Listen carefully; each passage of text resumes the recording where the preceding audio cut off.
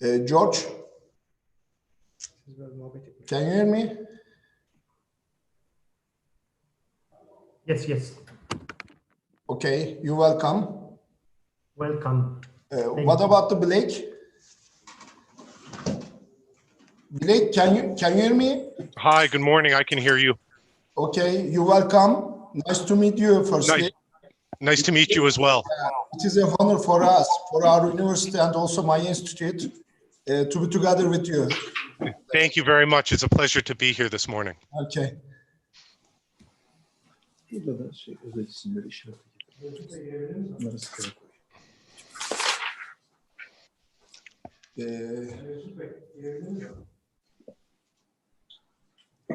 Sayın Başkanım, moderatörümüzü bekliyoruz.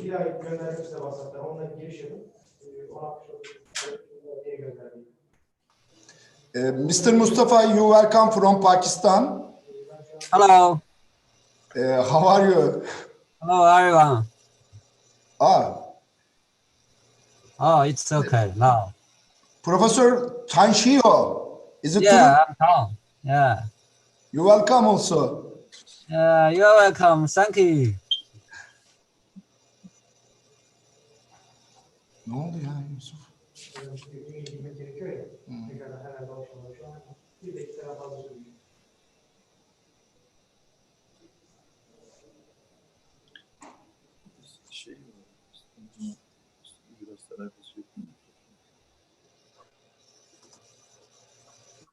Yok, sen bana sor, problem yok. Ne olur? Üniversite olarak.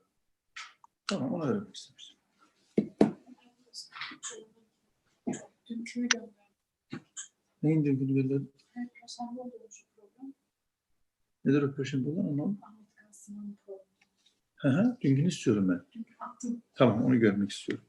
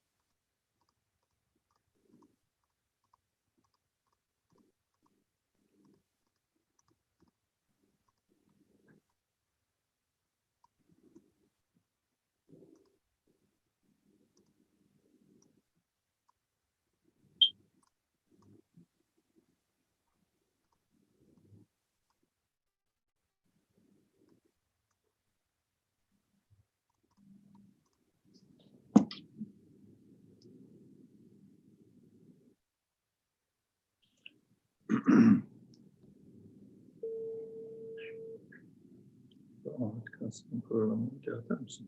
Uzunlu bir şey yaptım. Amerikan sınavı programı. Yusuf Bey hoş geldiniz. Sesiniz açık değil. Sesiniz açık değil. Şimdi açık. Tamam. Moderatörlük sizde. Tüm katılımcılarımız ve Sayın Başkanımız burada. Hoş geldiniz. Blake Bey'i zannediyorum bekliyoruz ve Mustafa Haydar Said Bey'i bekliyoruz. Blake Bey geldi. Everybody is now in the platform. Don't worry about that. Okay, so do you want me to start? Yes, please. Okay. Thanks everyone for joining us for a very, very special event hosted by Istanbul Aydın University and also the Center International de Formation European and Association of Research on Diplomacy. This is the International Webinar Series 2, the evaluation of China's Belt and Road project from different perspectives. Now, before we start and open up our panel to our distinguished guests, I first want to say that this is a very, very important joint undertaking, seeing a Turkish institution and a EU institution working together in the spirit of this type of cooperation. And we're seeing same type of cooperation being signaled from the leadership in Brussels and Ankara together. So seeing this type of track 2 diplomacy and this type of cooperation, very, very beautiful. And hopefully we see this trickle down and we see more institutions working together on this very valuable diplomatic and academic initiatives. Now, without further ado, I want to introduce the president of İstanbul Aydın University, Associate Professor Mr. Mustafa Aydın, for opening comments before we open the floor to our distinguished panelists. Peki Yusuf Bey, çok teşekkür ediyorum ve bütün katılımcılarımıza ve bütün değerli konuşmacılarımıza katılımlarından dolayı çok teşekkür ediyorum. Yusuf Bey, first of all, I would like to thank you, and also I'd like to thank all our valuable participants and our valuable speakers today here being with us today. Bu Covid-19 yani bu pandemi sürecinde üniversitemiz Doğu Akdeniz'de yaşanan güncel gelişmelerden başlayan ve özellikle dünyanın, bölgenin farklı problemlerini gündeme getiren birçok webinarlar düzenledik. Our university has organized many webinars during this pandemic time, especially the one about the East Mediterranean problems, and we continue conduct these kind of webinars such as this one as well. Bugün de siz değerli katılımcılarımızla Çin'in Kuşak ve Yol projesinin farklı perspektiflerden değerlendirmesini yapacağız. And today at this webinar, we're going to look at the Chinese Silk Road from different perspectives, and we're going to see their evolution. Tabii Çin'in 2013 yılında başlayan bu çalışması, ki yaklaşık 7 yıl oldu, epey bir mesafe aldı. Of course, there's been a continuing progress during this Silk Road project, which started at 2013, and it's been more than 7 years now. Yani 7 yıllık bir sürede devam eden ve yaklaşık 8 trilyon dolarlık bir ekonomik hacme sahip olacak bu proje bazı ülkeleri sevindirirken bazı ülkeleri de düşündürüyor tabii ki. And of course, the 7-year project with the economic value of around $8 trillion is a benefit and opportunity for some countries, and of course, maybe a problem and a problematic situation for others. Doğal olarak hem ekonomik olarak hem sosyal olarak hem siyasi olarak hem askeri olarak bu güzergah üzerindeki bir kısım ülkelerde Çin'in gittikçe artan gücünün daha da güçlenmesi yanında bu ülkelerde tedirginlik yaratmaktadır. Şüpheyle yaklaşılmaktadır. There can be some doubts in terms of social, political, and military-wise with this Chinese road and gaining the Chinese strength during this path, which that can be troublesome for some people. Bütün dünya, özellikle bu güzergah üzerindeki ülkeler başta olmak üzere bu konuya çok ciddi şekilde kafa yoruyorlar. Everyone around the world, especially the countries within the Silk Road path, are just studying and watching the Silk Road project very closely. Bir takım gerçek düşüncelerini, gerçek realize edilebilecek olayları değerlendirirken bir kısım komple teorilerini de gündeme getiriyorlar doğal olarak. We see some realistic approaches, but also we see some conspiracy theories just going around with this project as well. Dolayısıyla bu webinarda siz değerli katılımcılarımız ve konuşmacılarımızın görüşleriyle bu konuya biraz daha açıklık, biraz daha aydınlık getirmiş olacağız.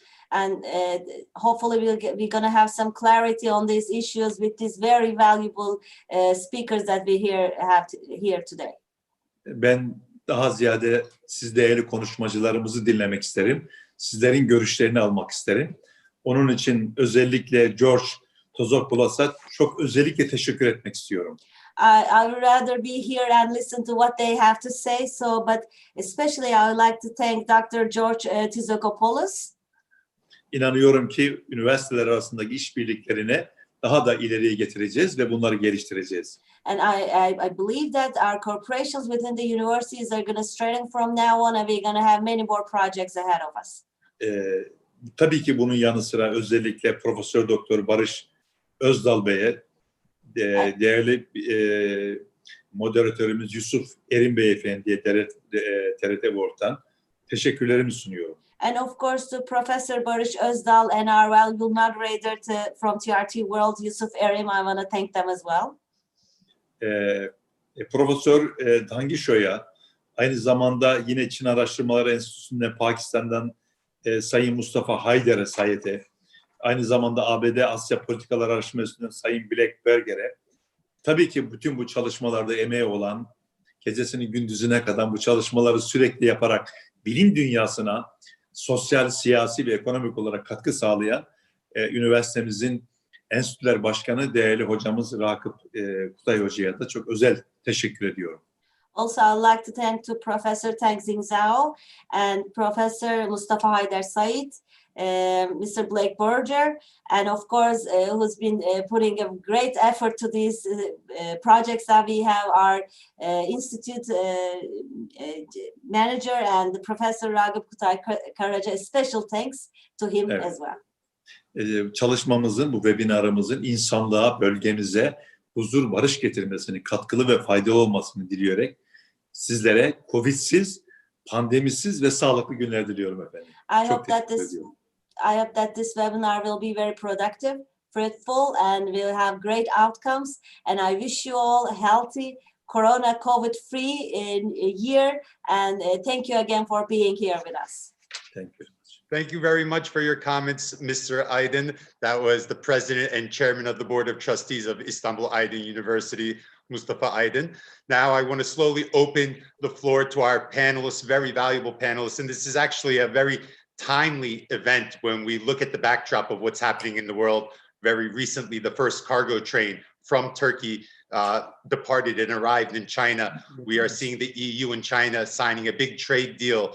We are seeing the Biden administration coming in next week. So many geopolitical events taking shape as the Belton Road project is continuing and progressing throughout the world. So I think the best way to open up today's discussion amongst the distinguished panelists that we have from across the world is to begin with our Chinese guest so he can explain what this project is. And this project is probably the greatest economic undertaking in human history. So without further ado, I want to open the floor to Senior Research Fellow at the Chinese Academy of Social Sciences, Professor Tang Jichao.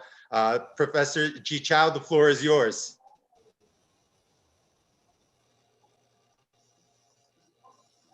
Hello, everybody. Hello, it's morning. Good afternoon, good morning. I'm here now. We are at night. I'm very pleased and honored to join this is very important discussion. And thank you, Professor George and Istanbul Aydin University for invitation for me to join. My presentation, the topic is about BRI enters a new stage of high quality development. I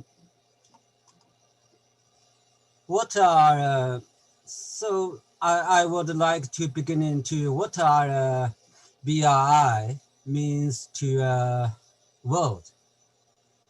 Evaluation's BRI was put forward by Chinese President Xi Jinping in 2013. So far, it has nearly 80 years passed. This initiative not only reflects China's policy for opening to the outside world, but also is a global public goods provided by the Chinese government for global development and governance in a new century. I think BRI is a major initiative to support multilateralism, promote world economic growth, and help South cooperation, and embodies a new concept of cooperation and a new model of cooperation. It is an important innovation in the global cooperation paradigm. BRI has been welcomed worldwide and has made great achievement over the past 80 years. Firstly, more and more countries and international organizations in the world have joined in the BRI. BRI cooperation documents. China government has signed with 138 countries and 30 international organizations as of May 2020. In this month, in January 2021, just last week, China has signed a new BRI cooperation agreements with 2 African countries. So as present, now China has cooperation agreements with African countries. The number is 46 African countries. It's a very big number. And trade and investment also continued to grow. From 2013 to 2019, the total import and export volume of goods, the goods trade increased from $1 trillion and 40 billion US dollars to $1 trillion and 340 billion US dollars years between China and other countries along the BRI. Between 2013 to 2019, the total amount of non-financial direct investment has increased by more than 100 billion US dollars, with the average annual growth 4.4% between China and other countries along the BRI. Also about collections, to include sea, by land, by air, also digital network collections also have increased significantly. EU cargo trains, by end of November 2020, more than 13 China-EU cargo trains have been operated. In last year, 2020, for the first time, annual number of China-EU cargo trains exceeded 10,000 numbers.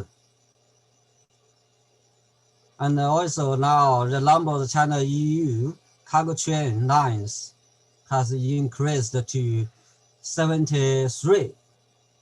Now China-EU train now can arrive in more than 19 Euro cities in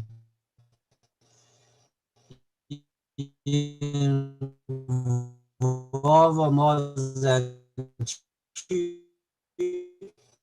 20. 2019, China has established more and more economic along the BRI countries. China has invested nearly about 35 billion US dollars in these economic and trade cooperation zones. And it created for 330,000 jobs opportunities for local communities. Also, it created 30 billion. So $3 billion US for taxes and fees for the hosting countries.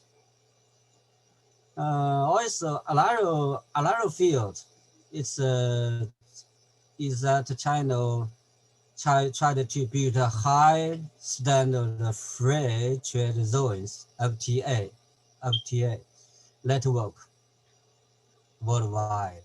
By end of 2019, China has reached 17 FTA with 25 countries and regions, and 12 FTA negotiations on the way, and 10 FTA now is on the way under joint feasibility studies. It's a progress. Yeah, everybody knows in last year the world encountered COVID-19 epidemic that has not been seen in a century. BRI is one exception, but the BRI construction has not stagnated. Instead, it has shown great resilience and vitality, and has made great contribution to the global epidemic and stabilizing the economic. In the past year, the global pandemic COVID-19 directly affected the construction BRI, which was mainly manifested in three aspects. The first is construction projects had to be suspended in some countries.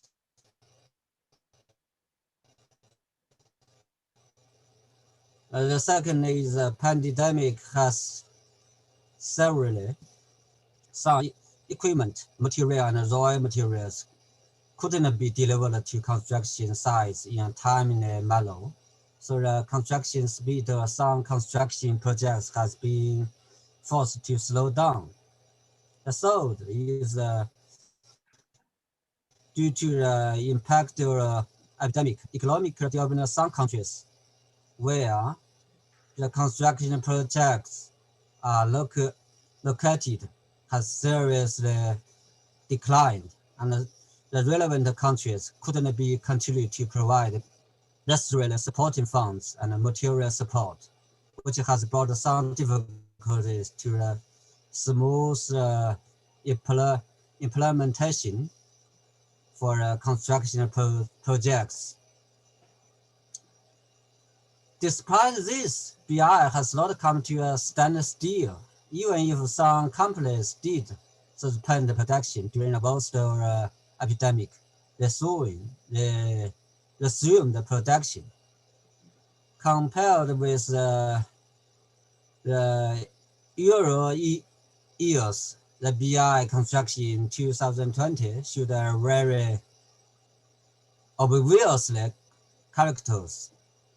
BRI construction has played a very important role in combating the epidemic, stabilizing the economic, resuming work and production,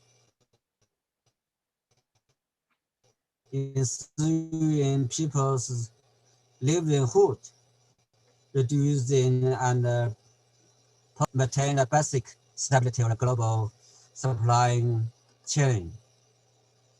So during the final epidemic, BRI played a very big role, such as medical material supplies and transportation, sharing knowledge on fighting the epidemic, providing multi-assistance in fighting the epidemic, and cooperation in research and development of new Korean vaccines, rebuilding economic.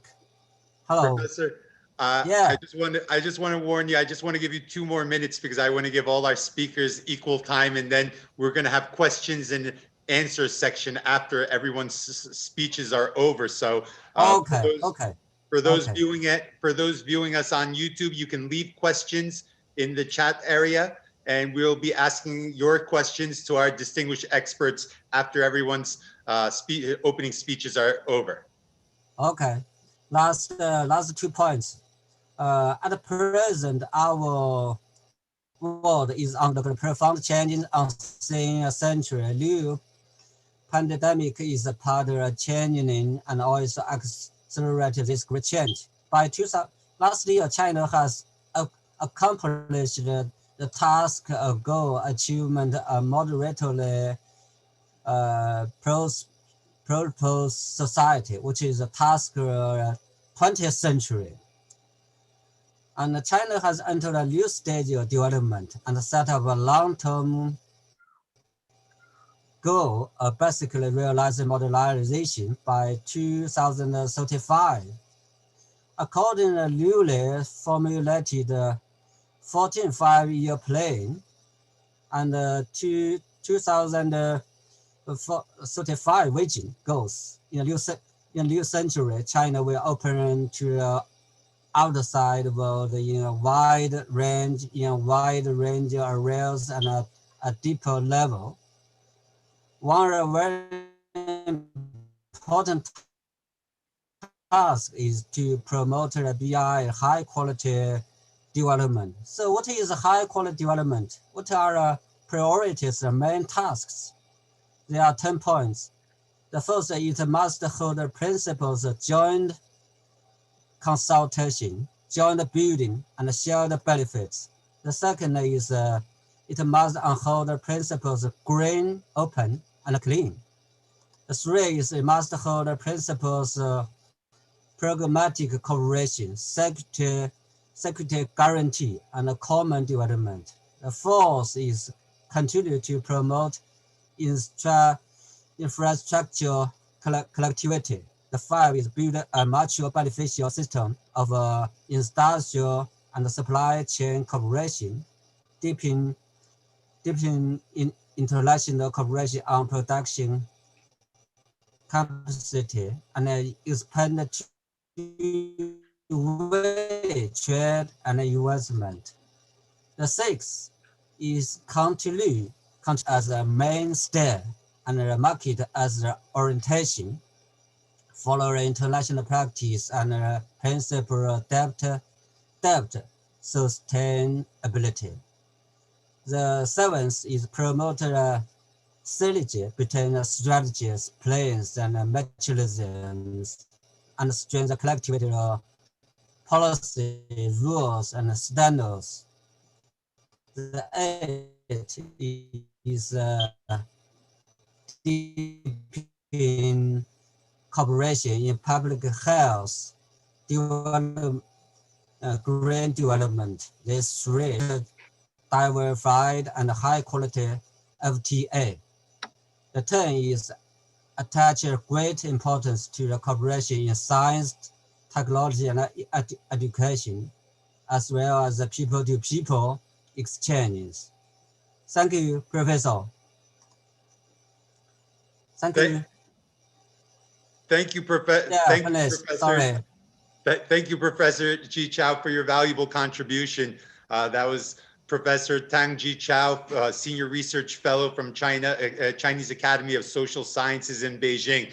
Now we're gonna shift from the inception point of the Belt and Road Initiative, China, to one of its end locations, one of its final destinations. We're gonna shift a couple thousand, not a couple, we should say 8,000 or 9,000 miles all the way to Athens, to Georgios Zogopoulos. And George is a faculty member at the Centre International de Formation Européenne. He's a faculty member there. He's also an all-around good guy, someone that I know. And George, the floor is yours. And I want to hear the European view of the Belt and Road Initiative. Thank you very much, Yusuf. I also want to share the endorsement and happiness of SIF for establishing this new partnership with Istanbul Aydin University, which we consider as a very important step in our joint effort to better understand the world. So our philosophy is not to talk about others without the others, but to talk to each other. And I believe that our event today is placed in this context. Just a couple of points about the European policy vis-a-vis China in the Belt and Road Initiative. It all started in 2010 with the beginning of the European debt crisis, when Chinese investments were largely considered as very important in order for the European economy to return to recovery and normalcy. So for many years, for 3 years, even before the launch of the Belt and Road Initiative, and also for 3 or 4 years after President Xi Jinping gave his important speech in Kazakhstan, Sino-European relations were marked by a spirit of cooperation, where Chinese investments, and there are some remarkable cases like the investment of the Chinese company COSCO in the Piraeus port, have not only contributed, not only helped European countries to return to growth, but they were also in line with the obligations of member states of the European Union in order for them to receive bailout funds from the European Union and the International Monetary Fund. Since 2016 and 17, we are observing in Europe a different climate vis-a-vis China, which does not mean that cooperation is not on the agenda. By contrast, cooperation remained on the agenda, but the European Union attempted to better protect what it calls as its strategic key infrastructure from takeovers from foreign countries, including China. So this is how we entered a new era during which the European Union inaugurated its so-called screening mechanism. So according to this screening mechanism, member states of the European Union need to consult with the European Commission before proceeding to privatizations, especially in key infrastructure sectors. And against this backdrop, in 2019, the European Union presented China as a partner, a competitor, and a strategic rival. And these three characteristics are the ones which are currently marking the EU foreign and economic policy vis-a-vis China. So the European Union wants to cooperate with China where possible, but at the same time, the European Union is very much interested in preserving its values in its cooperation with China. And let me now talk briefly about the current dilemmas which are part of the international debate, especially following the recent agreement that was reached on the 30th of December between the European Union and China. And you, Yusuf, you also mentioned that in your introduction, which is a very important conclusion of negotiations between the two sides, which had started in 2013 about a comprehensive agreement on investments. This was reached, indeed, the negotiations were successfully reached.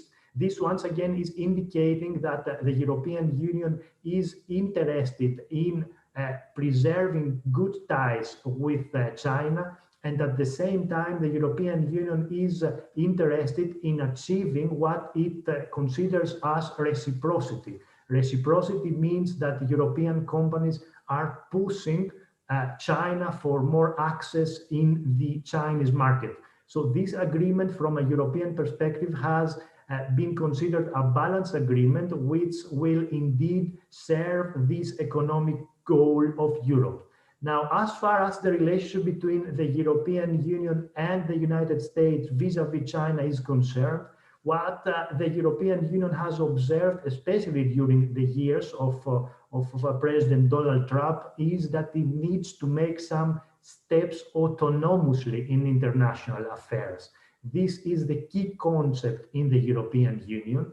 And this strategic autonomy concept means that the European Union wants, of course, to keep its cooperation with the United States, but at the same time, seeing some unilateral gestures and unilateral decisions from the other side of the Atlantic, it believes that the best way that it can preserve its interests in the complicated and multilateral world is to make these strategic autonomous steps. And these strategic autonomous steps, they are also related to the digital sector, which has been a key aspect not only for transatlantic relations, but also for relations between the European Union and China.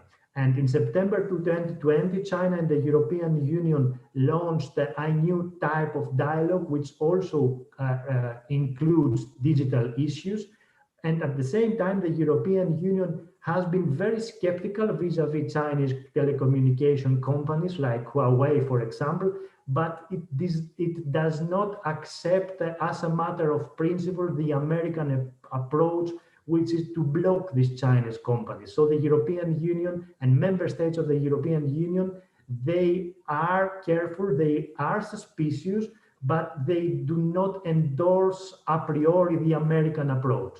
The question that we cannot now answer, but of course it is the key issue which will be part of the agenda of transatlantic relations, is up to what extent the Biden presidency might herald a new phase in the relationship between the EU and the US as far as the European foreign policy and economic approach vis-a-vis China is concerned.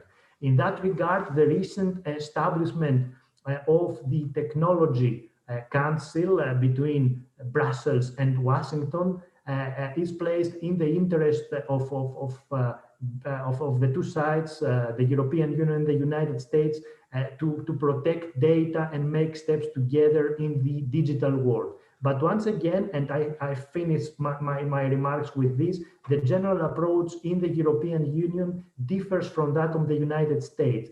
The approach, if I sum up, is that in Europe, member states and the European Commission wants to cooperate with China where possible, and it considers China as a valuable partner, especially on issues such as climate change, regional cooperation, especially in the Middle East, and cooperation against the COVID-19 pandemic. So the European Union wants to preserve its values, but at the same time keep China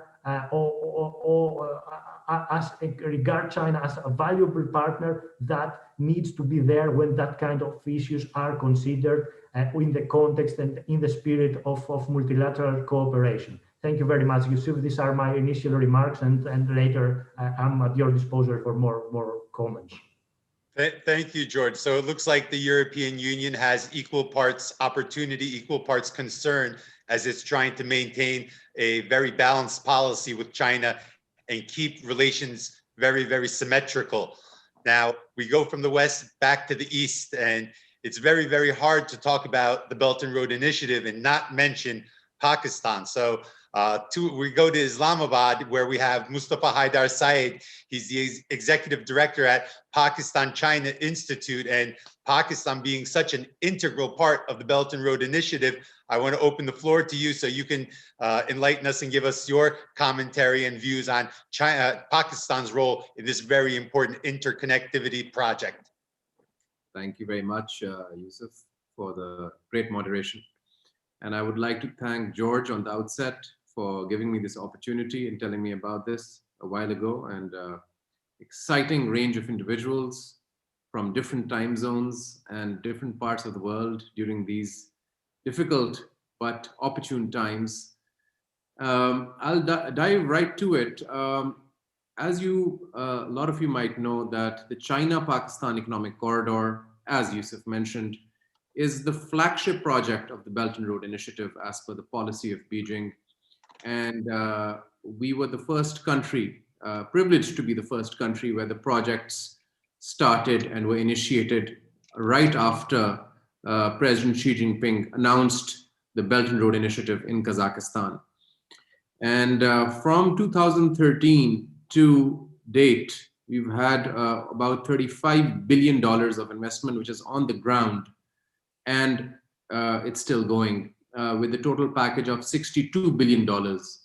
That does not include the special economic zones, which are also part of the China-Pakistan Economic Corridor. So just in terms of energy projects, infrastructure projects, the Gwadar port, which is a very important port in the Belton Road Initiative, because it is the converging point of the Silk Road economic belt, the land route of the BRI, and the 21st century maritime Silk Road, which is the maritime route of the Belton Road Initiative. So Gwadar, which is in Balochistan, is the converging point of these two routes.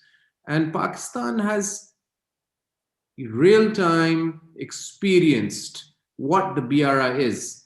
So we are also in a position to comment and also deconstruct some of the myths of the BRI, because we've actually successfully implemented projects. And now we have, as I mentioned, energy projects, power plants, which are in commercial operations. They are generating power. And some of you, as I see good friends from Turkey here, which is a very close partner of Pakistan, and there's a tremendous goodwill between Turkey and Pakistan. And Ertugrul is the most popular show in Pakistan amongst all classes, from the person on the road selling nuts to the political elite. Everyone is watching Ertugrul. But I don't want to digress. I can speak a lot on Ertugrul, but what is happening in Pakistan is that before 2013, we had a huge power crisis. There was an energy shortage.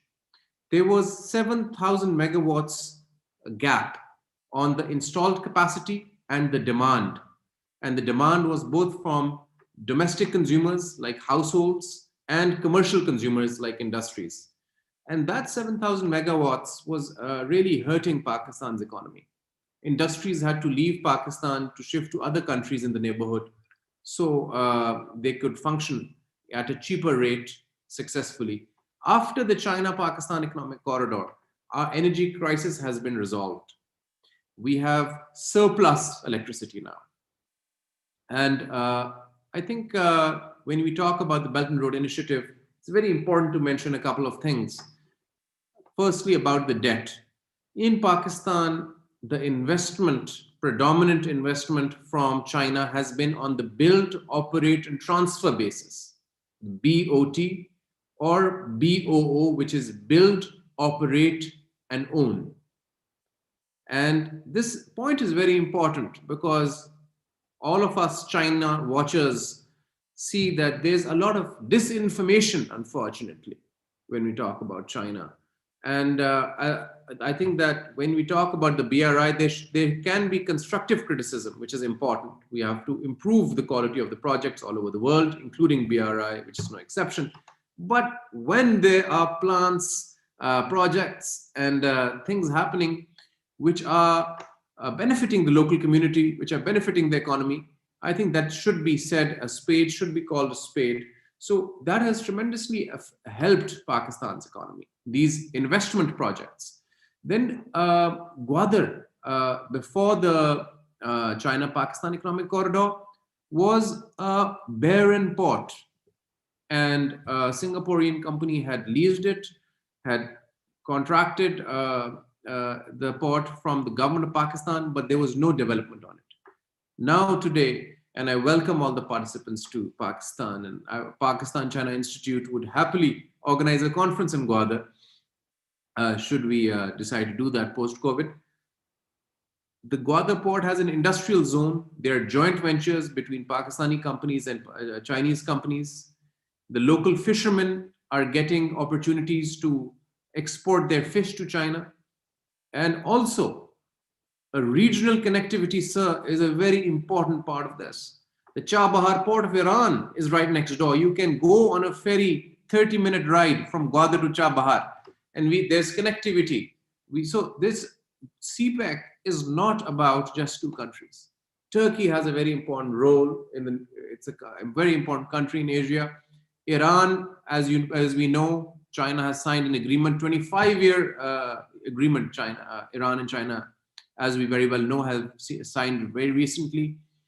Bangladesh is a recipient of BRI investment. Sri Lanka has the BRI now revived after the big proponents of the BRI are back in power in Sri Lanka. So, and in Nepal, of course, the BRI is going very strong. There are very big hydropower investments in Nepal. So Pakistan, and then of course we have the other stans, the Kazakhstans of the world, the Kyrgyzstans of the world are right there. And Kazakhstan, as we know, is a very important part of BRI. The BRI was announced in Kazakhstan. So Pakistan is emerging and is at a cusp of a greater Asia because of the China-Pakistan economic corridor. And Afghanistan, the government of Afghanistan is already talking with Pakistan about expanding the China-Pakistan economic corridor into the Wakhan corridor. So I think that Yusuf, as you very correctly pointed out in the introduction, that this is the biggest diplomatic and economic package and agenda in recent history, ranging from Greece, the port of Paris, to Czechoslovakia, to South Asia, to East Asia, to Cambodia, and to Africa and the Middle East. And I think that what is very important and a responsibility for the media and for the universities and think tanks and for us as academics is to contextualize and ensure that the BRI is represented accurately internationally, and also the recipient host countries understand what they're getting into and how can they benefit from it in the most optimum fashion possible. Because what we see a lot of the times is that a lot of the countries don't really have that in-depth understanding of the BRI, and they do not know how to engage with the Chinese, which is a over 5,000 year civilization, and they do not know how they can cooperate and get things out of them for their countries, which are of course win-win partnerships where the Chinese companies are making money and the host countries companies are making money. So these are win-win partnerships. So I think that it's a responsibility of individuals and organizations like ours to make sure that that is done in an equitable, sustainable, and transparent manner. And again, I would like to mention, because I believe that you're from TRT, Yusuf. TRT is doing a great job, has a great presence in Pakistan, and we must represent. Information warfare is becoming so prevalent today, and we have to make sure that there's no disinformation. And my last point is that my remarks would be incomplete if I do not mention the strategy which has been unfolded and revealed 3 days ago or 2 days ago, the US strategy on the Indo-Pacific, which has just been unveiled by the National Security Advisor to President Trump, who is still the President of the United States for the next few days, believe it or not. And that policy explicitly lays out the next year, 2, 3 of how to contain China, of how to make sure that China's rise is stunted. And I think that this is 2021, and this is the year where we all the countries and political leadership and think tanks have to understand that the policeman approach of the world by any country cannot work anymore. And we cannot impose regime change. We cannot have, first it was the communism threat of Soviet Russia, then it was the Islamist threat. Most of the Islamic world has been ravaged because of a so-called Islamic threat. And now it's the Chinese threat, which we see is emerging. And I think history tells us and teaches us the best lessons. I know China very well. Chinese are not there to colonize anyone. They are the victims of the 100 years of humiliation.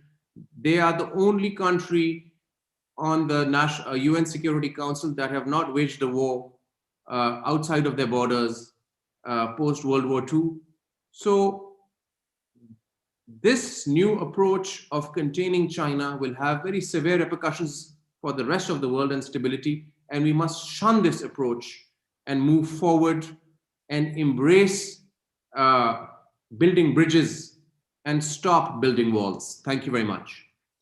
Thank you, Mustafa Haidar Syed from Islamabad. And definitely from your comments, I gather that Pakistan is poised to be one of the big winners of the Belt and Road Initiative, as it's going to be diversifying its economy, maybe some short-term challenges, but many long-term opportunities for Pakistan going forward as part of a vital part of this Belt and Road Initiative. Now, when we talk about the Belt and Road Initiative, and if someone said, I want to connect China to Europe, and you open up a map, the first country that would come directly into your vision, the land bridge between Europe and Asia, which is Turkey. And from Istanbul, we have Ragıp Kutay Karaca, Director of the Institute of Graduate Studies from Istanbul Aydın University. And the Belt and Road Initiative is going to pose opportunities and challenges for Turkey going forward.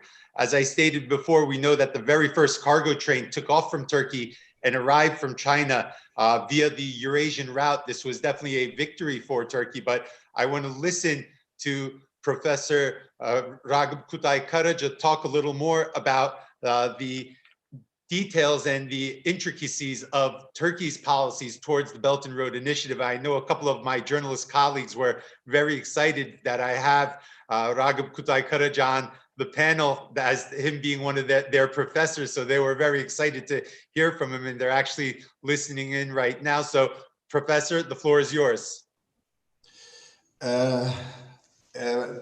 Thank you very much, Mr. Yusuf. So firstly, really, I would like to thank President Mustafa Aydın again for giving us the opportunity to organize this webinar, and also another thanks to the Center International Deformation Europe and Diplomatic Research Association, and also to you due to your contributions. I really don't forget that the last one goes to our Institute assistant Bilge Han for his effort when organizing this event. Yeah, you asked me what is Turkey's approach to Belt and Road Initiative. Maybe really it is same with the European Union and also Pakistan, but my subject is really a little bit provocative, Yusuf. My main question is the road to global military power realized by the Belt and Road project? It is so important because you know that as historical Silk Road was important for the relationship of nations having different cultures, language, and religion. The road made the relationship bilateral between the East and the West. And also the road produced a peaceful and steady era for the countries. Today, we discussed on what is the main aim of modern Silk Road project. This is Belt and Road, which given by the Chinese leader Xi Jinping is create better future. He named it like that. She states the initiative is a comprehensive and transparent. On the contrary, the inner purpose of it is the very Chinese interests.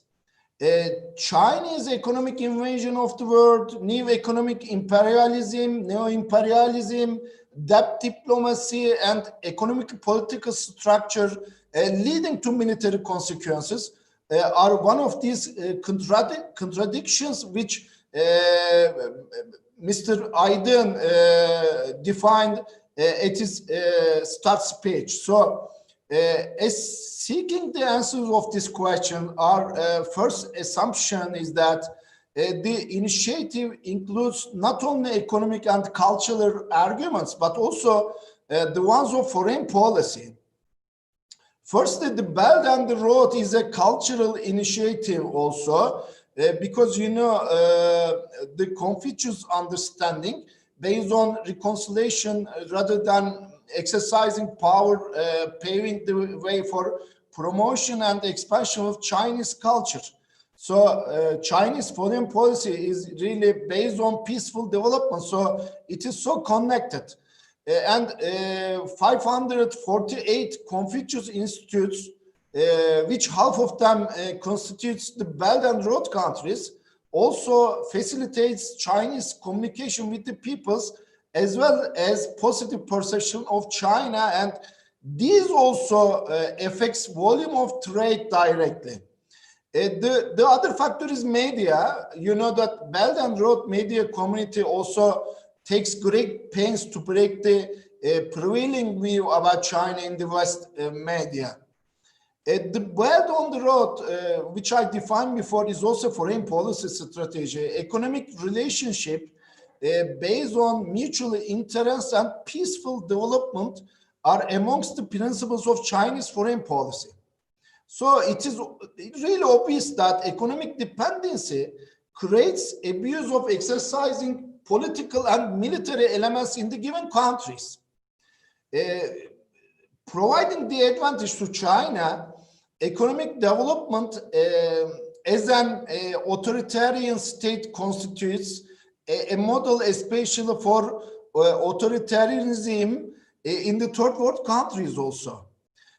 China seeks to pursue its interests by protecting the countries such as Syria and Iran under the pressure and sanctions of the Western countries. The other, but one of the main problem is debt diplomacy. It is really very important. The Belt and the Road initiative involves an unprecedented level of investment financing. China's development bank, it financed more than 900 projects in approximately 70 countries, and it worth approximately 890 billion. And the bank also issued 100 billion loans between 2016 and 2018. That China applies deep trap diplomacy by borrowing high amounts of money to the countries, and these countries remain silent in case of any dispute or human rights abuses in which China takes part has been discussed too often nowadays. And these investment and loans are already creating a compulsory dependency in other countries. Look at them. Maybe George also will say something on that, but Greece, Kenya, Pakistan, Bangladesh, Myanmar, Cambodia, Djibouti, and Sri Lanka are the epitome of this dependency. For instance, Sri Lanka couldn't manage to pay back the loan for the construction of the Hambantota port. And in return for its debt, both sides, China and Sri Lanka, agreed to lease this port, and it is surrounding approximately 60 kilometers square of land to China for 90 years. Maybe it can be asked, whose fault is this? The one lends or the one misspends? But China does not set conditions like the World Bank and Asia Development Bank, and the others give it, and the China gives fast and easy approach. Additionally, it is worth nothing that the projects are designated and funded by China. Then what is the next? The foreign trade balance has been getting more on behalf of China. The aim of the information aforementioned is to underscore that to what extent the consequences and purposes of the Belt and Road Initiative evolve into military purpose. Until 219, China has stated that had no intention of keeping troops or establishing military bases in any foreign country in consequence of her peaceful development strategy. Despite this pronunciation, the army was charged with overseas interests of China in the white paper published in 290. This change of strategy in military terms has revealed the need for a logistic base for the Chinese army also. Here, this need increases the importance of Belt and Road for China further. Even though it asserts the contrary, China has been developing its harbor projects for civilian use to provide functionality in aspects of the military as well. Please remember that Xi Jinping formalized the circumstance as he stated like that in the Belt and Road Forum in 2017. A common security environment must be set among concerned parties for security. And in 217, the first military base established in Djibouti, this base has also provided China the opportunity to become a military force with the overseas bases. In other words, it is seen that Beijing uses its economic power easily in countries with low economic level of development. Not only Djibouti, but also small Pacific island countries such as Papua New Guinea, Vanuatu, and Tonga fall into Chinese debt traps.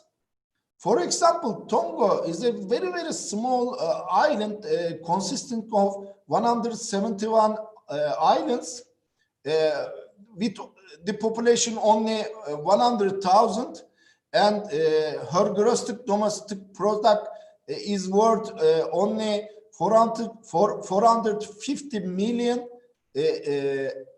In 260, Beijing provided a 108 million loan to the country. This number is 25% of the country's GDP, and make the country in a vicious cycle of debt. In this way, although Beijing denies it, it has applied to the governments of 80 island countries in order to establish a permanent military base. And my Pakistani brother also mentioned China-Pakistan economic corridor, included Gwadar port, which was leased by the China until 259. Yeah, port was openly not developed for the commercial purpose only. From a Chinese point of view, it isn't stretched to have a Chinese garrison to protect huge investment such as Gwadar port. I really heard many Chinese friends and also Chinese bureaucrats and Chinese soldiers. Another project where it is easy to claim that having troops will protect commercial activities is the Kuyampu port of Myanmar. This port also Chinese dependency on the Strait of Malacca may decrease by this port. Having all these initiatives in mind, it is also impossible to interpret that surrounding India by the means of Gwadar, Kuyampu, and Hombatutu ports is just a commercial activity. Cambodia, on the other hand, sees China as a bulwark against international condemnation of its democratic practices. And the easiest way to find debt to solve its economic problem is to cooperate with China. In 290, the Wall Street Journal reported that China and Cambodia also had reached a secret agreement allowing China to use the Ream naval base for 30 years. Apart from South Asia, China also demands military base in neighboring countries. The example is Tajikistan. Because Tajikistan also needs China for energy and infrastructure sectors and need money. Tajik and Chinese government signed an agreement on the construction of border post on the Tajik-Afghan border in 216. And by this, the Chinese side has allocated grants and begun building 3 command centers, 5 border patrol outposts, 5 border checkpoints, and training center on the Tajik-Afghan border. In addition to all these attempts, the expansion of the project towards space also creates different benefits in terms of civilian and military. What is Chinese main purpose then for that? The question. The number of examples that can be given Chinese military structuring in the context of Belt and Road Initiative is too much to be the subject of a fairly wide report. On the other side, China does not trust its partners in the issue of investment security within the scope of the project. It feels obligated to increase its military capacity due to investment security and have troops in enterprise zones. Moreover, China is trying to soften the impact of its increasing military power in its region on the political level by using the Belt and Road Initiative.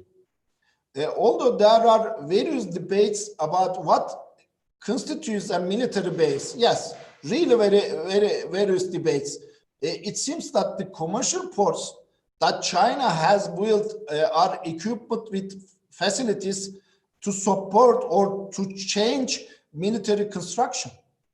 The main conclusion we can draw from this presentation is China desire to use actively its foreign policy tools to carry out the Belt and Road Initiative. Thus, China can turn the project into political and military advantage. And the last sentence, hence, almost all of the ports and other transportation infrastructure will be used not only for commercial purposes, but also for military purposes. Thank you very much, Yusuf. Thank you, Professor Dr. Raghav Kutay-Karaca, expressing concerns about the Belt and Road Initiative. And it'll be very interesting to see how Turkey will balance its relationship with China going forward, because China, a country that it seems Turkey wants to cooperate with, but at the same time, simultaneously compete with, trying to enter the supply chains of many other countries, as Turkey also wants to diversify its economy. And we've seen COVID and Turkey's medical aid, humanitarian aid that it gave during COVID, showing that Turkey is ready to be part of many supply chains throughout the world. Now, finally, we are crossing the Atlantic to New York, and we have the Senior Research Fellow from Asia Society Policy Institute, Blake Berger. Blake, I saved you for last specifically, definitely not because you're least, but because we have the American point of view. We have a new administration coming in 6 days, an administration that is definitely going to be keyed on China. We're hearing the buzzwords since the end of the Obama administration: Pacific tilt, Asian shift, and obviously the Belt and Road Initiative being China's landmark project. America definitely has its opinions about it. Is the Belt and Road project a national security threat? Is it a nuisance?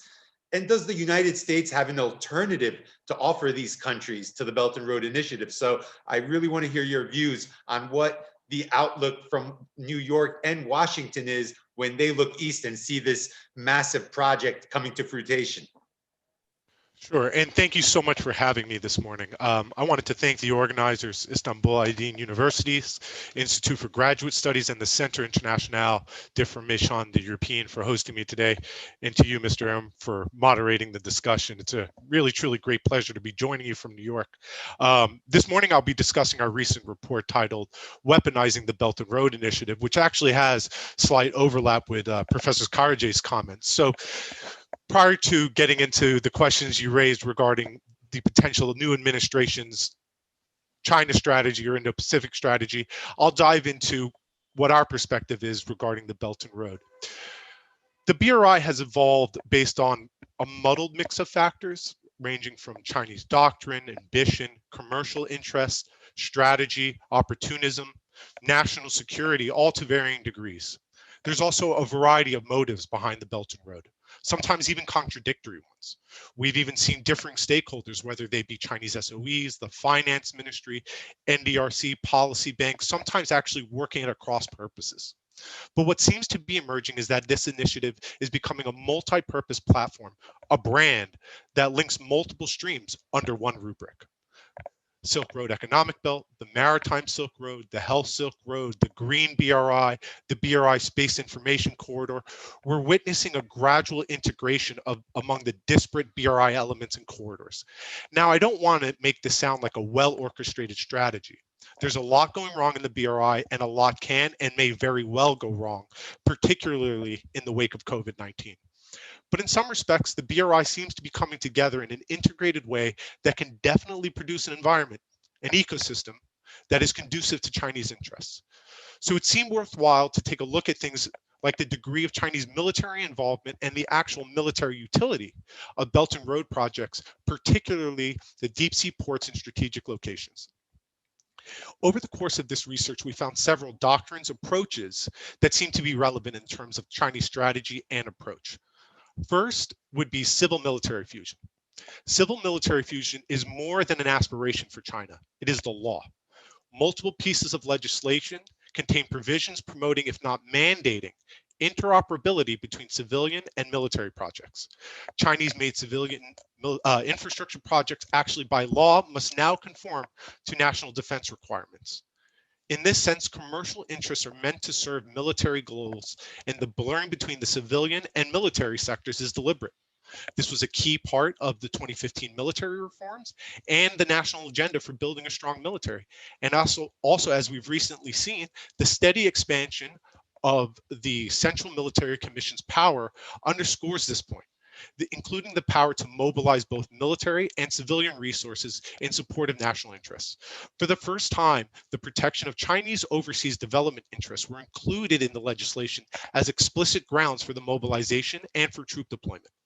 That legislation also stressed the need to build a nationwide coordination mechanism for mobilizing both SOEs and private enterprises in research into new defense technologies. This is all embedded within the first civilian, later military approach that seeks to lay the groundwork for military utilization without raising red flags. In the 19th and 20th centuries, the saying was that commerce follows the flag. I would say the Chinese have reversed that. Businesses now blaze the trail and the PLA follows. Another approach is the pork part city model. This is where civil military fusion and the first civilian later military approach is reflected. It's a development model that is used in China where a port is embedded in an industrial park, often a larger special economic zone with a cluster of industries that are further embedded or directly linked to a city with a larger population of workers, facilities, and transportation groups. The goal of this model is to develop a larger integrated system that helps not only sustain the port, but is then in turn sustained by it. This integration actually boosts the commercial and military utility of the port by co-locating both local and Chinese support industries such as shipbuilding, bunkering, communication, and transportation logistics. The presence of Chinese SOEs and private enterprises, often with operational control of port management, augments the potential military utility of the port. Other Chinese initiatives, such as safe cities and smart ports with surveillance, digital, and communication technologies, all create various opportunities and advantages for Beijing. Now, when the Chinese themselves describe what they are building, they don't use the term naval bases. They call them strategic strongpoints. And that would be the third doctrinal slogan that I wanted to discuss. These ports are developed with dual-use functionality in close proximity to maritime choke points and sea lanes of communication. We called it weaponizing the Belt and Road, not militarizing, to underscore the point that China is using these ports as a tool that goes beyond the military sphere. First, they're not designed like naval bases. They're not designed for warfighting and simply cannot be defended. But what they are designed for is to support the Chinese military logistics network and improve its ability to operate further from home. But it's also not about a single port either. These ports form a network of transportation nodes that extend from the mainland through the South China Sea, the Malacca Strait, and into the Indian Ocean and onto the Middle East. But beyond bolstering the logistics network, this will also help the PLA to boost its ability to conduct overseas operations, to secure its sea lanes of communications and maritime choke points, will strengthen China's power projection capabilities, and also serve as a platform for collecting intelligence and big data. And big data has real value for military planning. But the important thing to recognize, though, is that these are components of an entire suite of infrastructure, economic, and other assets that serve as platforms for Chinese influence and leverage in host states. Another thing I wanted to touch upon is what we're terming the extraterrestrial Belt and Road. And this has tremendous significance, particularly for two big digital initiatives, the Digital Silk Road and the Belt and Road Space Information Corridor. Through the BRI, Beijing is providing access to its Beidou satellite network. It's constructing digital networks, providing surveillance, communication, and other technologies. These digital and next generation technology infrastructure projects are doing the exact same thing. They're increasing the host country's dependence on China, reducing its dependence on the US and other Chinese competitors, boosting Beijing's intelligence and surveillance capabilities, and feeding the collection of big data. This all points to how China's growing suite of political, trade, financial, technological, and even military ties are being used to generate influence over host country governments. Beijing's levers include loans, aid, trade, disaster relief, military and high-level diplomacy, arms sales, and even less respectable means. In the report, we examined 4 different countries, and all of them were heavily indebted to China. And now China is also emerging as one of the top arms suppliers. We see that in Pakistan, in Sri Lanka, Cambodia, and has recently emerged as one of the top arms suppliers to Myanmar. Now, all of this points to the potential emergence of a Sino-centric ecosystem. These levers that Beijing accrues from the BRI network enables it to exercise persuasion or even coercion in order to operate in a more compliant and advantageous environment. This strategy has a number of components. Diplomatically, Beijing is using the BRI as levers to weaken US leadership, its bilateral ties, and where possible, undercut alliances and partnerships, which is having a measurable impact on the US political, defense, and even potentially its economic interests in the Asia-Pacific and Indo-Pacific.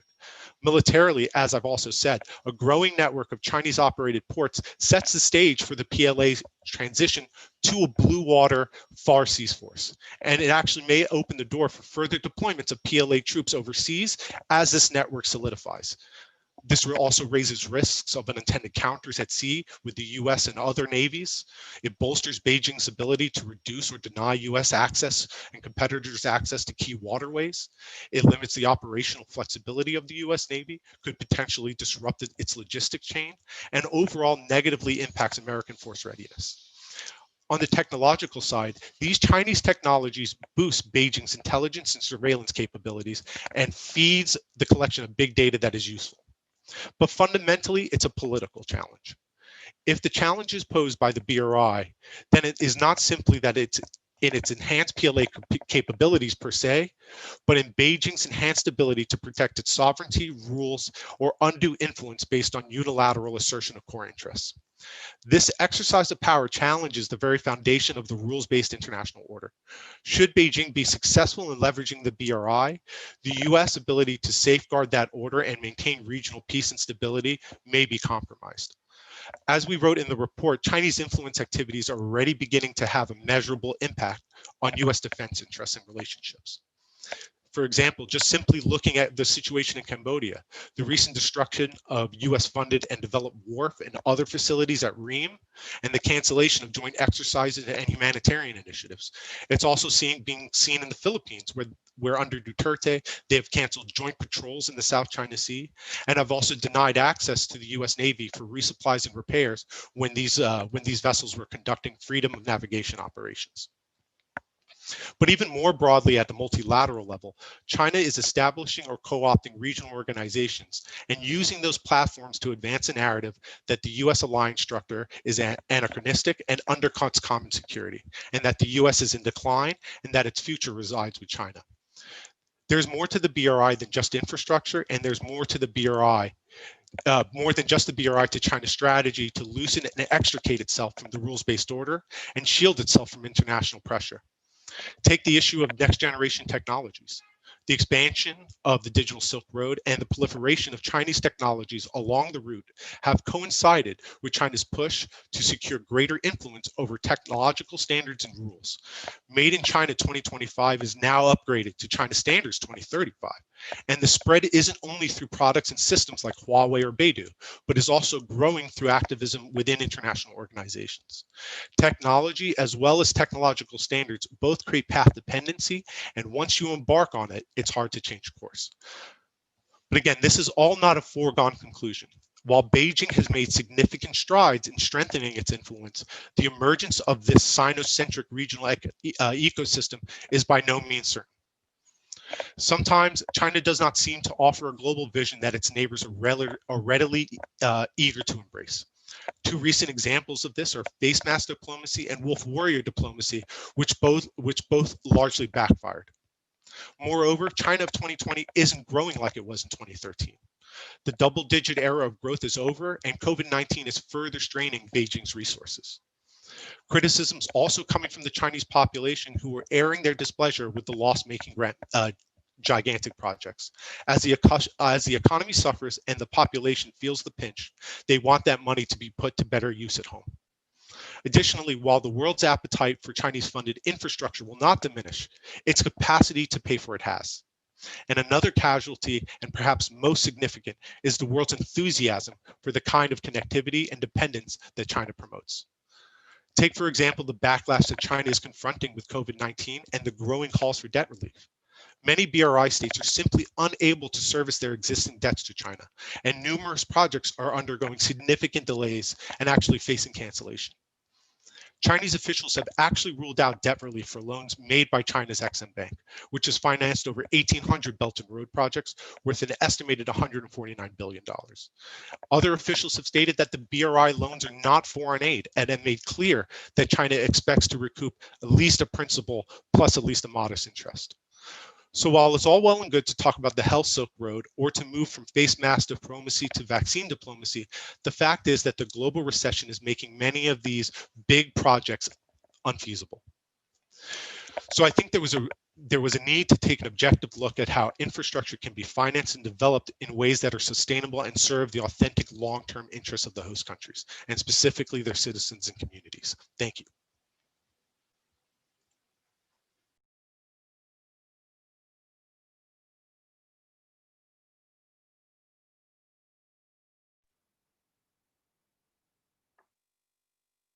Yusuf, please open your voice, please.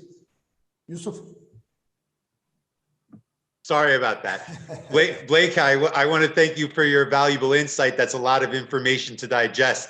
And I'm going to come back to you later on because I want to ask you, what type of alternatives can the US offer these countries who are looking for this type of interconnectivity? But I think a lot has been talked about China. Professor Raghav Kutai Karaja expressed his concerns about the Belton Road. Blake expressed his concerns about the Belton Road. So I want to kind of pose to Professor Tangji Chao about these concerns.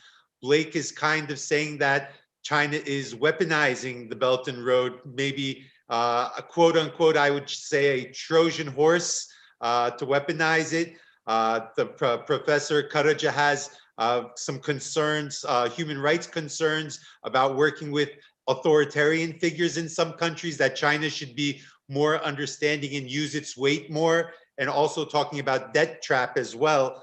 And Professor Ji Chao, what type of answers and comments do you have to these concerns that people have? About human rights, you know, these days about BRI on human rights, debt problems, and environment issues, something like this have been raised. Mostly, maybe you will upload this voice. This voice mostly are from Western countries. Actually, in Africa, in Middle East, also in Pakistan or Central Asia, these countries, they are just very few. This very low voices about this. It's I think it's a lot. It's not a big problem for China and the partner countries along the BRI. Actually, I gave a presentation, a high quality development for the next stage for BRI development. We focus on to resolve that with green, clean, and open development. Also, we focus on sustainably. Also, we focus on BRI and partners, national plan or national strategy collections. Just try to solve the problems. I have two questions. Two comments. Also, one is my friend Mustafa from Pakistan. I very agree with him. And if now SEPA, China-Pakistan Economic Corridor has made a very progress, I agree. If Turkey, also Iran, maybe also Saudi Arabia, these countries would like to join in SEPA, I think it's a very big change for geopolitics and economic for a Euro-Asia region. It will be created a new economic center between mediation, from mediation to Persian Gulf to China's Western China, create a new center. I think it's very important for these countries, especially Turkey, Iran, and to join SEPA. Another question is about during last year, I heard some Turkey friends, they wanted to develop because Trump's administrations to encourage. They wanted to develop Turkey's operation in a global value chain. Wanted to take some kinds of some extent of place of China in this global chain supply. So how, what do you think this suggestion ideas? My question for Professor Kute. Thank you.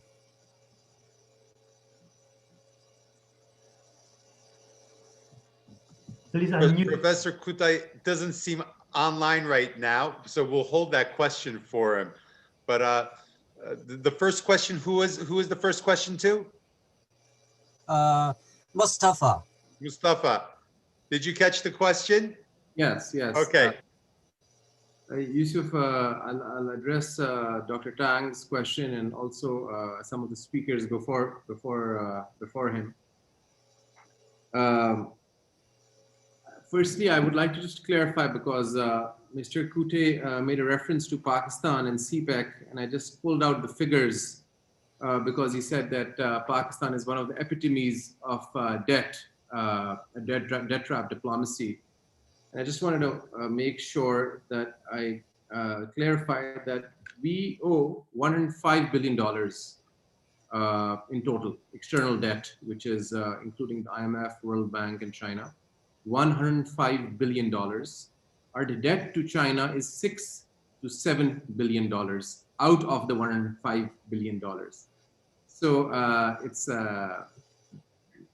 maybe 5 or 6%, very small fraction of the total debt that we owe to the multilateral institutions. So we are not, in fact, in debt to China. And as I mentioned in my presentation categorically, that most of the investments are on build, operate, and transfer basis, which is, sheer FDI. Blake and his think tank did a very thorough breakdown of the BRI from a lens which was primarily military and geopolitical.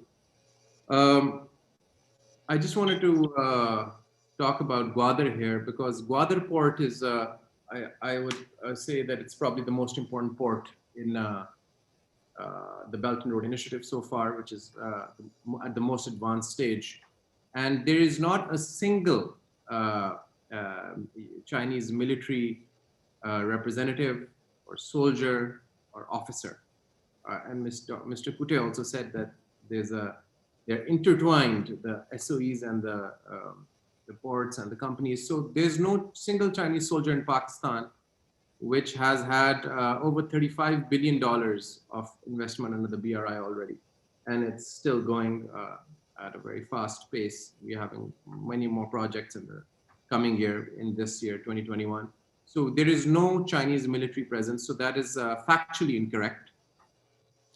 When we talk about military, I think while Blake's presentation was largely speculative that this is what it can look like, I think it's very important to look at the track record when we talk about military and when we talk about military dominance of any country. The last time China fought a war was in 1979, right? That's the last time that China has fought a war, that it has exercised, military conflict, engaged proactively in a military conflict. That is the track record. And I think that's very important because when we look to the future, we have to factor in history and patterns and trends.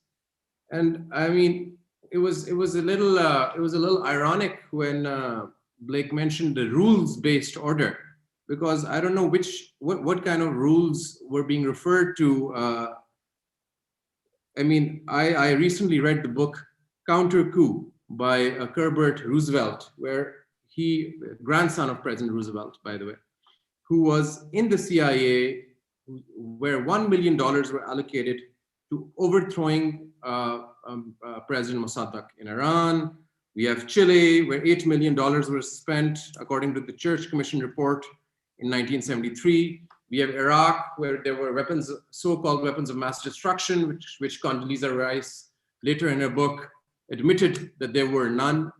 And so I don't know which rules-based order we are referring to in this conversation, The fact of the matter is that since 1979, there has been no conflict, and BRI and whatever it is, there has thus far been no concrete evidence of military presence. And even if China will have military presence eventually, I think if there are countries which have military bases around the world, China has every right to do that as well. But so far, we have not seen any empirical evidence, particularly in Pakistan, of military presence. And I've been to Gwadar at least 6 to 7 times and stayed in Gwadar, and which is the major port. So I think it's very important to look at the context of geopolitics when we look to the future. There are 2 or 3 good reads which I'd like to recommend. The US politicians get China and Africa all wrong. Excellent read. John Hopkins researchers who went to Africa, spent time there. This was published in the Washington Post, and studied the BRI and how the host countries in Africa have responded and reacted or benefited or lack thereof from the Belton Road investment of China. Great article.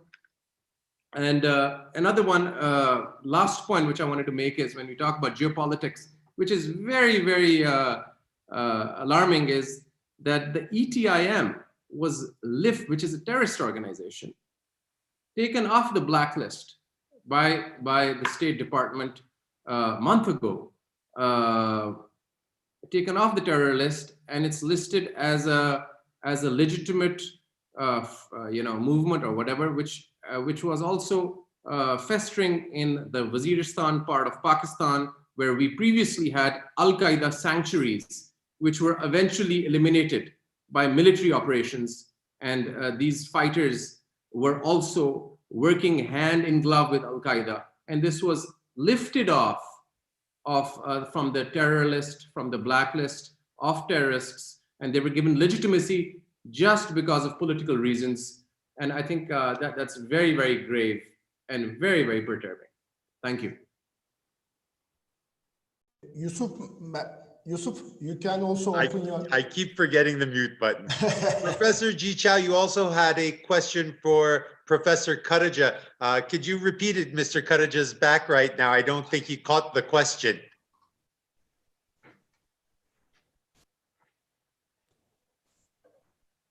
Professor Ji Chao. May I say something on my Pakistani brother? Well, sorry, but you know that why I say the Pakistani people, the brother, it is very important for me.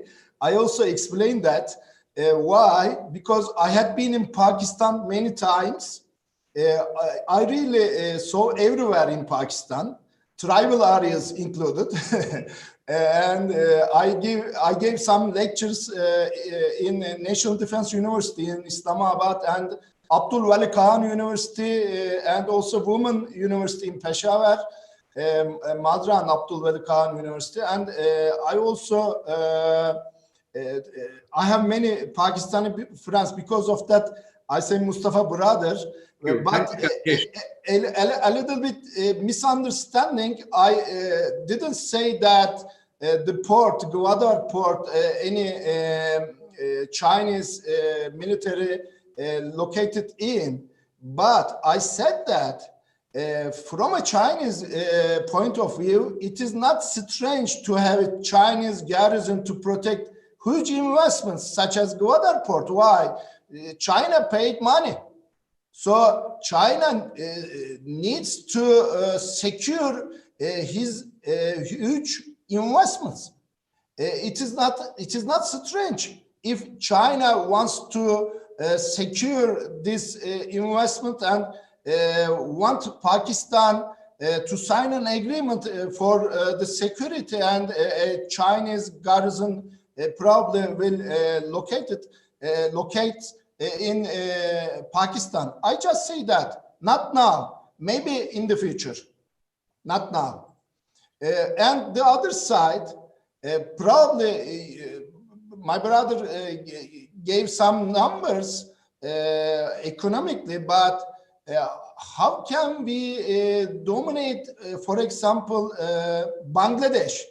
Bangladesh now records every Chinese infractional economic points or other things, record everything from China. How can you define that, for example? I have many friends from Somalia and Kenya. Nowadays, probably many academicians from Somalia and also Kenya wrote many articles, Chinese effects on Somalia and Kenya economic growing, not positively, negatively. And for me, before the question, maybe at the presentation of mine, Yusuf asked something on Turkey-China relations on behalf of Belt and Road Initiative, and my assistant Bilgehan now warned me that a question also come from this side. Really, there are fundamental problems and also partnerships affecting the Turkey-China relations. What is the problems? The first problem is the lack of trust coming from history. Second one is Uyghur issue. It is very important. And the last one is trade deficit between the two countries, approximately $21 billion. So in Turkey, many of my friends, many of academicians ask, how can Turkey dominate this deficit? Nobody knows that. From the partnership side, yes, since the sign of strategic partnership agreement in 2010, the political relations are at the highest level, really. But the perceptions of the people to people, develops not parallel with the political relations. Another reason for improvement in relations last 10 years is the disturbances of US-Turkey relations, because, you know,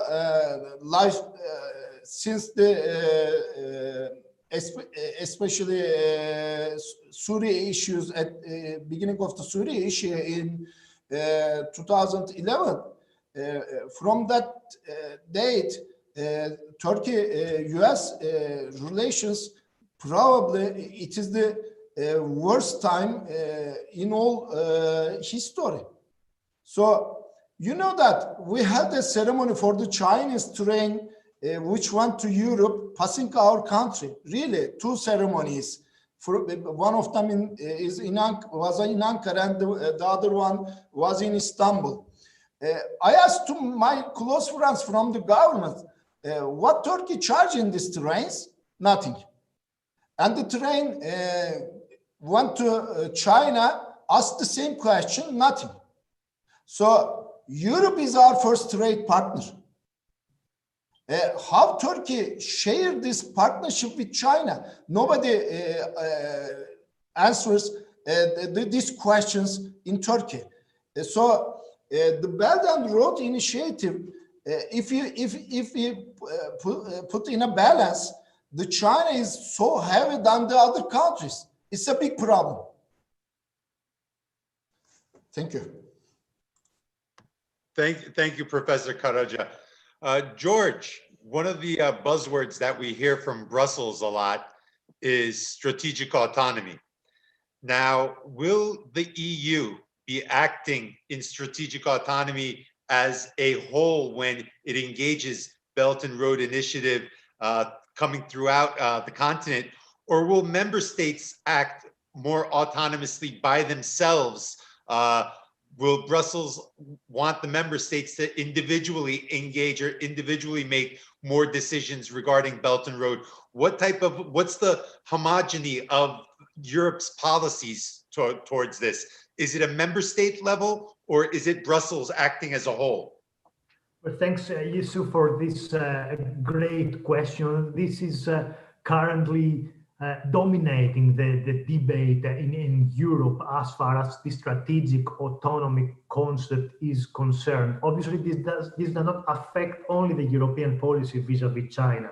There is a lively debate up to what extent the United States might act as a reliable pole in the multilateral world, and in that regard, better preserve its interest. This has to do, for example, with its defense autonomy, although, of course, the steps that Europe has made in that regard are not impressive up until now. And of course, this is also the case as far as digital sovereignty and digital autonomy are concerned, which is a key issue in the debate of international relations and also in the Western approach vis-à-vis China. Because it seems to all Western politicians and scholars that apart from hard power, the new debate is focusing on digital issues, interconnectivity, the digital Silk Road, and up to what extent the advancement of technology might lead to confrontation or cooperation. Now, as far as China is concerned, and what is happening, and this includes both the infrastructure works which are being carried out in the context of the Belton Road Initiative, as far as digital affairs are concerned, what is happening is that member states need to consult with the European Commission. So the European Commission is issuing recommendations, and member states themselves are then required to coordinate their policies with Brussels in order to guarantee a common position.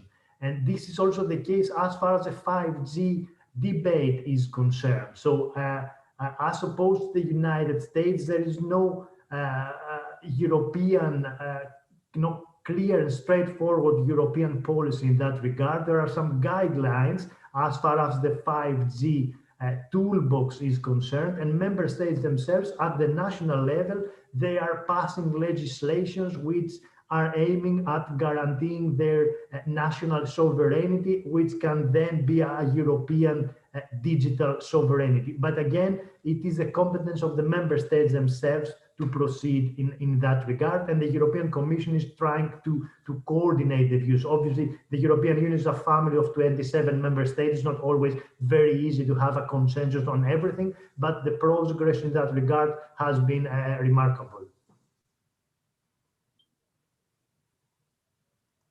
Thank you, George. It's going to be very interesting to see how the Union as a whole and the member states exercise their strategic autonomy, as you have two superpowers tugging on the European continent from each side. So that will be a very interesting development to follow and see how it happens. Now, I want to cross back over the Atlantic one more time to Mr. Berger.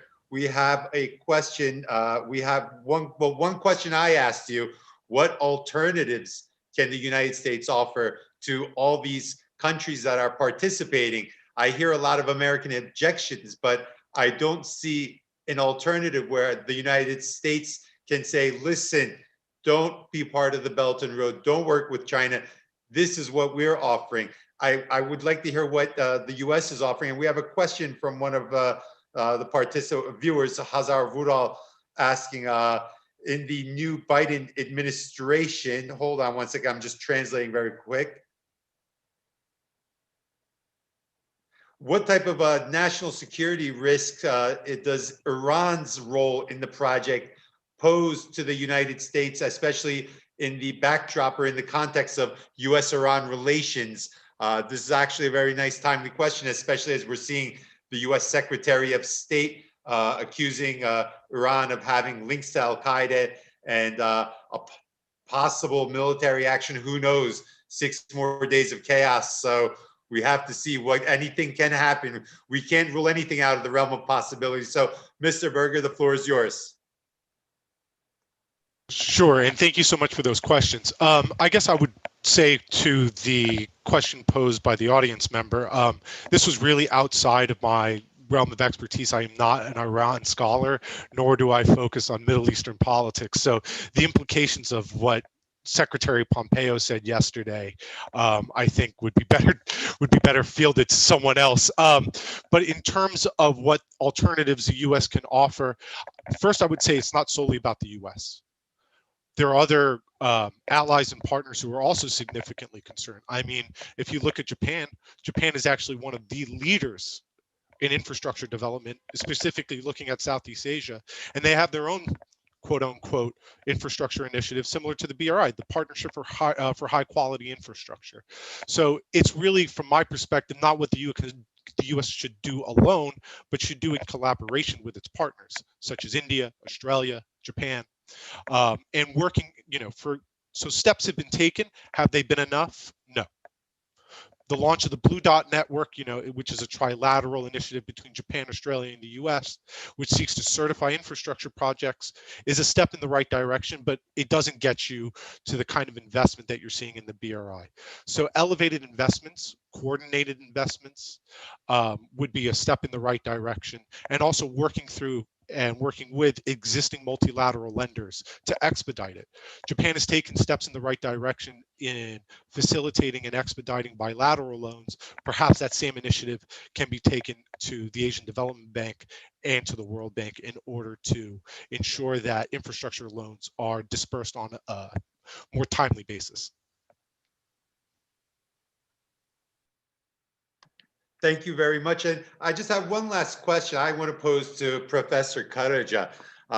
Very, very important development in Nagorno-Karabakh after the war between Armenia and Azerbaijan ended in a ceasefire. We're seeing that a corridor in Nakhchivan is opening up, and this is allowing Turkey access, a direct route to the Eurasian republics, the former Soviet republics, who also happen to be Turkic-speaking countries, an area that Turkey has long desired to have a land bridge. And this looks like a development that China is probably also very happy about, to see Turkey serve as a counterbalance to Russian influence in that region.